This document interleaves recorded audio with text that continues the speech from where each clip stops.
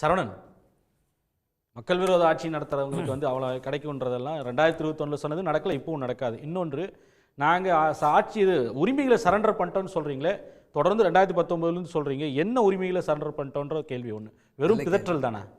நல்ல கேள்வி.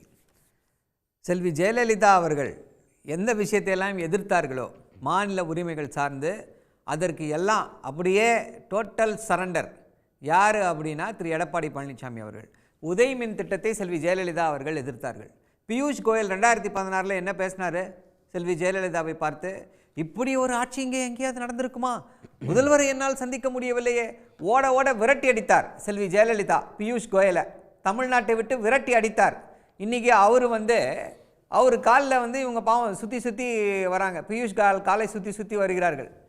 ஏதாவது எங்களுக்கு பண்ணி கொடுங்க, ஏதாவது இது பண்ணுங்கள். இதை விட என்ன வேணும் உங்களுக்கு சரண்டர் பண்ணுறதுக்கு? இது ஒரு சிம்பாலிக் சரண்டர்.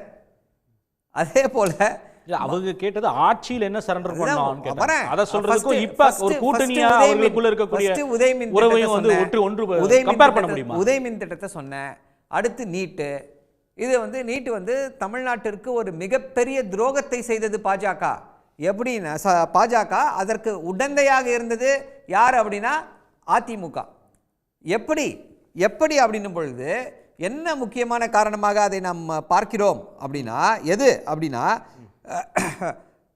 செல்வி ஜெயலலிதா இருக்கும் பொழுது நீட் இல்லை. செல்வி ஜெயலலிதா இறந்த பிறகு நீட் வருது. நீங்கள் பார்த்தீங்க அப்படின்னா திரு விஜயபாஸ்கர் வீட்டில் ரெய்டு நடக்கும். ரெய்டு நடந்ததுக்கு அப்புறமா நீட் அறிவிப்பு வரும்.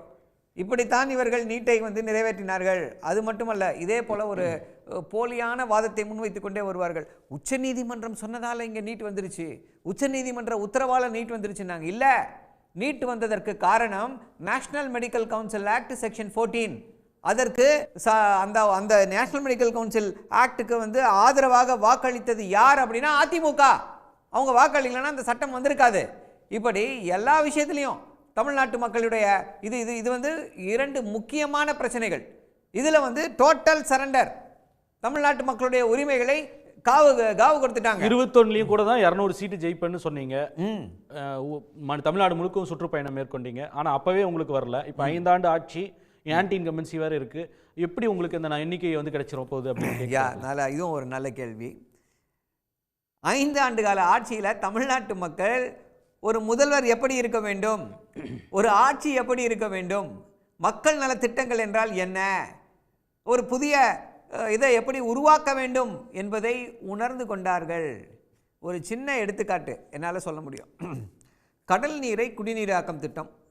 இதை 2009 நெம்மேலியில் தலைவர் கலைஞர் அவர்கள் ஸ்டார்ட் பண்ணார். ஆட்சி மாறிய காரணத்தினால அதுக்கு மேலே அது ப்ரொசீட் பண்ணல. 10 வருஷம் ஒன்றுமே பண்ணல சார். 10 வருஷம் இவர்களால் ஒரு திட்டத்தை கூட உருவாக்க முடியவில்லை. திருப்பி திமுக ஆட்சிக்கு வந்த பிறகுதான் அந்த கடல் நீரை குடிநீராக்கும் திட்டங்கள் எல்லாமே அமலுக்கு வந்திருக்கிறது. அதே போல ஒவ்வொரு மாவட்டத்திலும் நூலகம் சாதனைகள் இருக்கு. அதன் மூலமா சாதனைகளை விட முக்கியமா என்னன்னா, இந்த நம்முடைய தமிழ்நாட்டு மக்களுக்கு நம்மை என்ன நடந்தாலும் நம்மை காப்பாற்றுவதற்காக ஒருத்தர் இருக்கிறார், தமிழ்நாட்டின் முதல் அப்படின்ற அந்த ஒரு நம்பிக்கையை கொடுத்திருக்கிறார். அந்த ஒரு சேஃப் அண்ட் செக்யூர் ஃபீலிங், அதுதான் ரொம்ப ரொம்ப முக்கியம். அதனால கண்டிப்பாக இன்னைக்கு பேசியிருக்காரு தமிழ்நாட்டின் முதல்வர், 200 சீட்டுகளில் ஜெயிப்போம் அப்படின்னு சொல்லிட்டு. கண்டிப்பாக அதில் வெற்றி பெறுவோம். உடனுக்குடன் செய்திகளை தெரிந்து கொள்ள சன் நியூஸ் பெல் ஐகானை கிளிக் பண்ணுங்க.